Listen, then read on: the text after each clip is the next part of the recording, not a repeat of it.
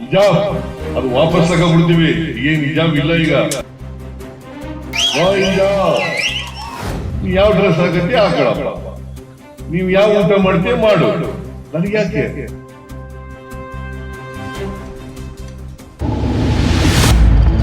ಶಾಲೆಗಳಲ್ಲಿ ಹಿಜಾಬ್ ನಿಷೇಧ ಆದೇಶವನ್ನ ವಾಪಸ್ ಪಡೆಯಲಾಗುವುದು ಎಂದು ಸಿಎಂ ಸಿದ್ದರಾಮಯ್ಯ ಅವರು ಹೇಳಿರುವುದು ಇದೀಗ ರಾಜಕೀಯ ತಿಕ್ಕಾಟಕ್ಕೆ ಕಾರಣವಾಗಿದೆ.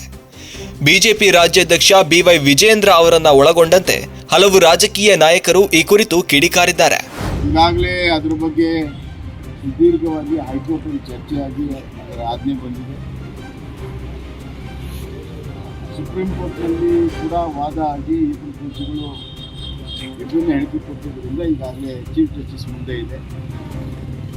ಅವರು 3 ಮೆಂಬರ್ ಬೆಂಚನ್ನು ಮಾಡಿ ತೀರ್ಮಾನವನ್ನು ಮಾಡ್ತಾರೆ.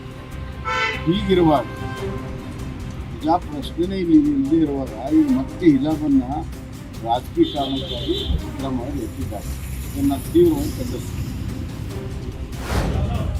ಹಿಜಾಬ್ ಅದು ವಾಪಸ್ ತಗೊಂಡ್ಬಿಡ್ತೀವಿ. ಏನ್ ಹಿಜಾಬ್ ಇಲ್ಲ ಈಗ.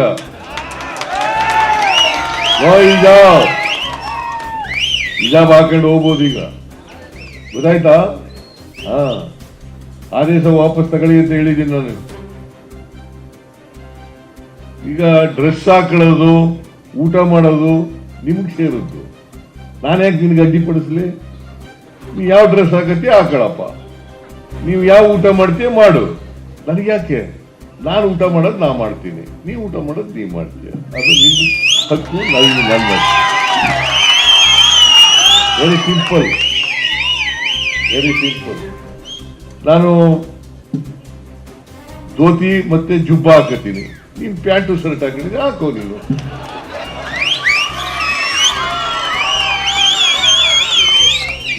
ಅಲ್ವಾ? ತಪ್ಪೇನಿದೆ ಇದರಲ್ಲಿ?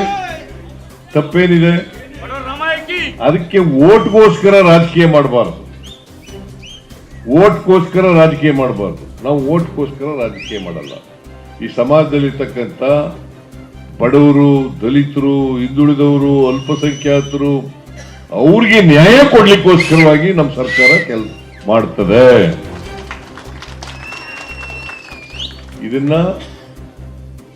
ಇದರಿಂದ ವಿಚಲಿತರಾಗ ಪ್ರಶ್ನೆನೇ ಇಲ್ಲ.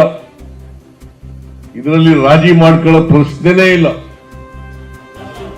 ಹಿಜಾಬ್ ಅದು ವಾಪಸ್ ತಗೊಂಡ್ಬಿಡ್ತೀವಿ. ಏನ್ ಹಿಜಾಬ್ ಇಲ್ಲ ಈಗ.